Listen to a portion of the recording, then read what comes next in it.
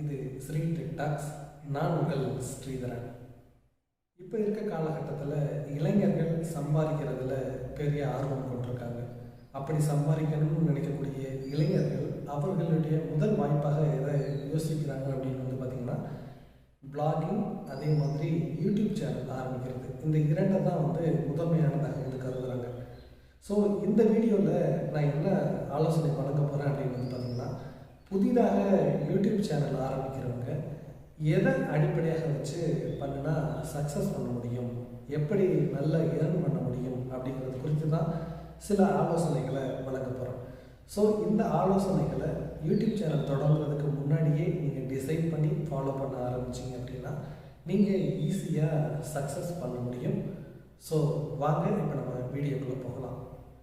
முதல் பாயிண்ட் என்ன அப்படின்னு பார்த்திங்கன்னா, எல்லாருமே எப்படி திங்க் பண்ணுறாங்க அப்படின்னு பார்த்திங்கன்னா, ஏதோ ஒரு வீடியோவை போஸ்ட் பண்ணாலும் அது ட்ரெண்ட் ஆகிடுச்சு அப்படின்னா நம்ம யூடியூப் சேனலில் நிறைய காசு சம்பாதிக்கலாம் அப்படின்னு நினைக்கிறாங்க. அது தப்பு.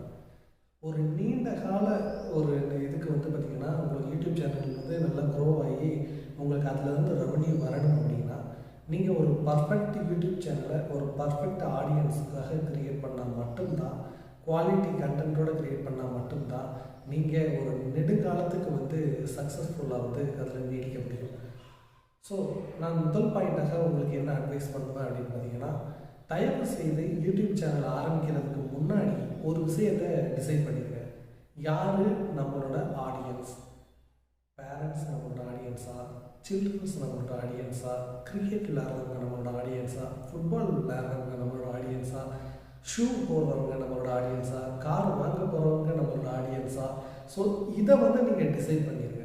ஃபஸ்ட்டு டிசைட் பண்ணிவிட்டு ஒவ்வொரு வீடியோவையும் இதுக்கு ரிலேட்டடாக போட்டுகிட்டே இருங்க. இந்த ஆடியன்ஸுக்கு ரிலேட்டடாக போட்டுட்ருங்க. ஃபார் எக்ஸாம்பிள், ஒரு கார் வாங்க போகிற ஆடியன்ஸ் தான் என்னோடய ஆடியன்ஸ் அப்படின்னா நீங்கள் கார் ரிவ்யூ மட்டும் போட்டால் பத்தாது. ஸோ கார் எப்படி ரிப்பேர் பண்ணுறது, எப்படி கார் மேனேஜ் பண்ணுறது, ஸோ எல்லாமே பார்த்திங்கன்னா அந்த ஆடியன்ஸை ஃபோக்கஸ் பண்ணியே இருக்கணும். ஸோ கூகுள் எப்படி எதை பேஸ் பண்ணி உங்களுக்கு கண்டென்ட் காட்டும் அப்படின்னா, டாப்பில் காட்டும் அப்படின்னா அந்த சேனல் எது ரிலேட்டடான வீடியோஸை அதிகமாக வச்சிருக்கு அப்படின்னு சொல்லி பார்க்கும். ஸோ அது ரிலேட்டடான எந்த இன்ஃபர்மேஷன் அதிகமான சேனல் இருக்கும், ஸோ இந்த சேனல் இது ரிலேட்டடான சேனல் அப்படின்னு கூகுள் சர்ச் இன்ஜின் டிசைன் பண்ணி வச்சுக்கோம். ஸோ பார்த்திங்கன்னா நீங்கள் ஒரு பர்டிகுலர் ஆடியன்ஸை மட்டும் ஃபோக்கஸ் பண்ணி நீங்கள் கண்டென்ட் க்ரியேட் பண்ணீங்க அப்படின்னா ரொம்ப ஈஸியாக இதில் சக்ஸஸ் பண்ண முடியும். இரண்டாவது பாயிண்ட் என்ன அப்படின்னு பார்த்தீங்கன்னா, ஒவ்வொரு வீடியோவையுமே நீங்கள் குவாலிட்டி மாறாமல் க்ரியேட் பண்ணுங்கள். இப்போ ஸ்டார்டிங் தான், அதனால் குவாலிட்டியில் ஏதாவது சமரசம் செஞ்சுக்கலாம், கண்டென்ட் அப்படி இப்படி தான் இருக்கும் அப்படின்னு சொல்லிட்டு உங்களுடைய கண்டென்ட்லேயும் அதே மாதிரி உங்களுடைய வீடியோ குவாலிட்டி எல்லாத்துலேயுமே பார்த்திங்கன்னா எந்த ஒரு சமரசமுமே செஞ்சுக்காதீங்க. ஏன் இப்படி சொல்கிறேன் அப்படின்னா, இன்றைக்கி நீங்கள் ஸ்டார்ட் பண்ணும்போது உங்கள் சேனலில் 1000 ஃபாலோயர்ஸ் இருப்பாங்க, 2000 ஃபாலோயர்ஸ் இருப்பாங்க. இப்போ 3 இயர்ஸ் கழிச்சு பார்த்திங்கன்னா உங்களுக்கு ஃபாலோயர்ஸ் கொஞ்சம் கூட ஆரம்பிப்பாங்க. அந்த காலகட்டத்தில் உங்களுடைய ஓல்டு வீடியோஸையும் அவங்க பார்ப்பாங்க. சில சமயங்களில் என்ன நடக்கும் அப்படின்னு பார்த்தீங்கன்னா, ஓல்டு வீடியோஸ் பார்த்திங்கன்னா நல்ல பெரிய அளவில் ட்ரெண்ட் ஆகும். அதன் மூலமாகவே பார்த்திங்கன்னா உங்களுக்கு நிறையா ஃபாலோயர்ஸ் கிடப்பாங்க.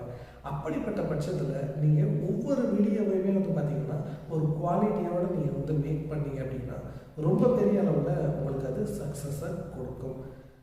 மூன்றாவது டிப்ஸ் என்ன அப்படின்னு பார்த்தீங்கன்னா, கூகுள் அதே மாதிரி யூடியூப் இது இரண்டுமே பார்த்திங்கன்னா சில விஷயங்களை பொறுத்து உங்களுடைய வீடியோவை மற்றவங்களுக்கு காட்டும். அது என்ன அப்படின்னா, ஒரு வீடியோவை இப்போ நான் பார்த்திங்கன்னா ஒரு காமெடி வீடியோவை பார்த்துக்கிட்டே இருக்கேன் அப்படின்னா, ஒரு ப்ராங்க் ஷோவை நான் அடிக்கடி பார்த்துட்டே இருக்கேன்னா என்ன பண்ணும் கூகுள் அல்லது யூடியூப் என்ன பண்ணும் அப்படின்னு பார்த்தீங்கன்னா, எனக்கு யாராவது ப்ராங்க் வீடியோ போட்டாங்கன்னா என்னுடைய சஜஷன்ஸில் பார்த்திங்கன்னா அது காட்டும். ஸோ அந்த மாதிரி தான் உங்களுக்கும். ஸோ பார்த்திங்கன்னா நீங்கள் ஒரு குறிப்பிட்ட ஆடியன்ஸை ஃபோக்கஸ் பண்ணி நீங்கள் இது பண்ணீங்க அப்படின்னா அது ரிலேட்டடாக இயங்கக்கூடிய அந்த ஆடியன்ஸ் பார்த்திங்கன்னா உங்களுடைய வீடியோ சஜஷன்ஸில் காட்டும்.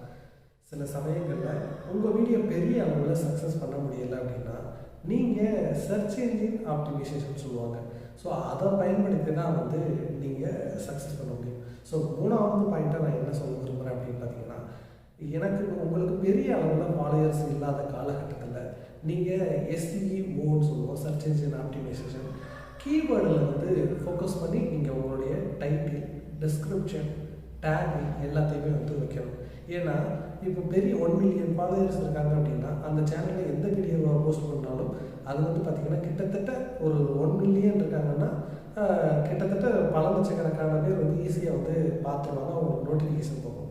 ஸோ நீங்கள் ஸ்டார்ட் பண்ணுறீங்க அப்படின்னா அது ரொம்ப ரொம்ப கஷ்டம் இல்லையா? ஸோ அப்போ வந்து நீங்கள் என்ன பண்ணணும் அப்படின்னா கீவேர்டில் ஃபோக்கஸ் பண்ணுங்கள்.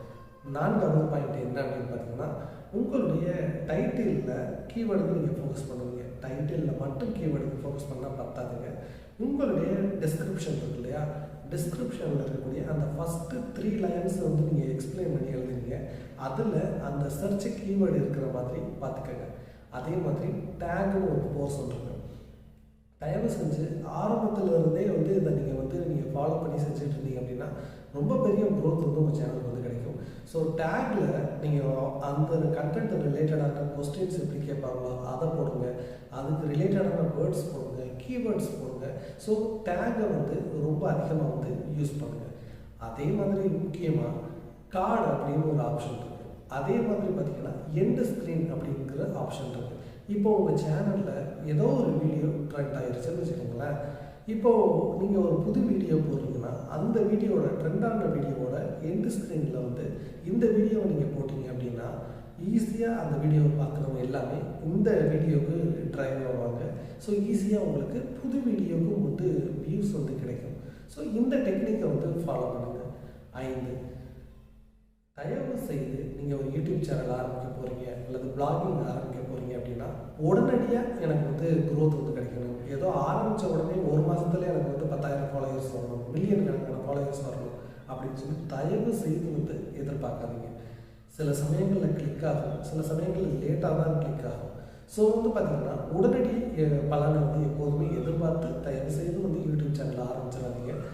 அதே மாதிரி பேஷன் இருக்கணும். பேஷன் உங்களுக்கு எதில் இருக்கோ, உங்களுக்கு எது பிடிச்சிருக்கோ அதில் வந்து நீங்கள் தயவு செய்து உங்களுடைய ஆர்வத்தை காட்டி அது ரிலேட்டடான ஒரு யூடியூப் சேனல் வந்து தோணுங்க, ஒரு பிளாகிங்கை வந்து பண்ணுங்கள். ஏன்னா இப்போ பாருங்கள், நீங்கள் எத்தனையோ பேர் வந்து டெக்னாலஜி சார்ந்த வீடியோக்கள் என்னென்னமோலாம் பண்ணுறாங்க. ஆனால் தமிழ்நாட்டை சேர்ந்த அந்த சமையல் வேலை செய்யக்கூடிய ஒரு சேனல் வந்து பார்த்திங்கன்னா அதிக ஃபாலோவர்ஸை கொண்ட ஒரு சேனலாக வந்து மாறி இருக்குது. ஸோ வந்து பார்த்திங்கன்னா கண்டென்ட் அப்படிங்கிறது வந்து அடுத்த கட்டம் தான். உங்களை ஆடியன்ஸுக்கு வந்து எந்த அளவுக்கு பிடிக்குது அப்படிங்கிறது தான் வந்து ரொம்ப ரொம்ப வந்து முக்கியம். ஸோ இந்த மாதிரியான ஸ்டெப்ஸுகளை நீங்கள் யூடியூப் ஸ்டார்ட் பண்ணுறதுலேருந்தே நீங்கள் ஃபாலோ பண்ணீங்க அப்படின்னா ரொம்ப ஈஸியாக வந்து சக்ஸஸ் பண்ண முடியும். ஸோ யூடியூப் சேனல் ஆரம்பிக்கிறது பற்றியும் அதில் என்னென்னலாம் பண்ண முடியும் என்பது உள்ளிட்ட பல்வேறு விஷயங்களை வந்து நான் தொடர்ச்சியாக வந்து பேசலாம்னு இருக்கேன். ஸோ வந்து என்னுடைய சேனலை சப்ஸ்கிரைப் பண்ணி இணைந்துருங்க. உங்களுக்கு யூடியூப் சேனல் அல்லது பிளாகிங் சம்மந்தப்பட்ட ஏதாவது ஒரு கேள்விகள் இருந்துச்சுன்னா அதை கமெண்ட் செக்ஷனில் போடுங்க. நம்ம அடுத்த வீடியோவில் அதை பற்றி வந்து பார்ப்போம். தேங்க்ஸ் ஃபார் வாட்சிங் திஸ் சேனல். நான் உங்கள் ஸ்ரீதரன். வணக்கம்.